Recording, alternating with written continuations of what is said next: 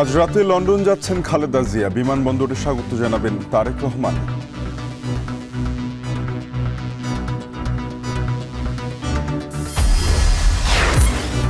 জুলাই বিপ্লবের ঘোষণাপত্র নিয়ে অন্ধকারে রাজনৈতিক দল, বেশ কিছু ইস্যুতে দ্বিমত। সংবিধান রাখা না রাখা বা তার সংশোধনী বিষয়ে তারা এ ব্যাপারে কার্যকর ভূমিকা নেবে। ছাত্রদের দ্বারা কার্যকর হবে এমন কোনো বিষয় এটি নয়। অফিসিয়ালি সরকার অথবা ছাত্রদের পক্ষ থেকে ফর্মালি আমাদের সাথে মত বিনিময়, এটা নিয়ে আলাপ আলোচনা, ডিসকাশনটা আলটিমেটলি কিন্তু হয় নাই।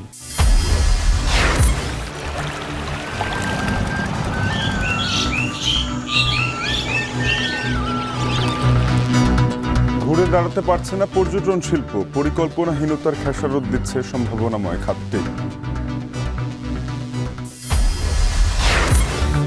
14 বছরেও বিচার পায়নি নিহত ফেলানীর পরিবার, ভারতের আদালতে শুনানি নিয়ে টালবাহানা।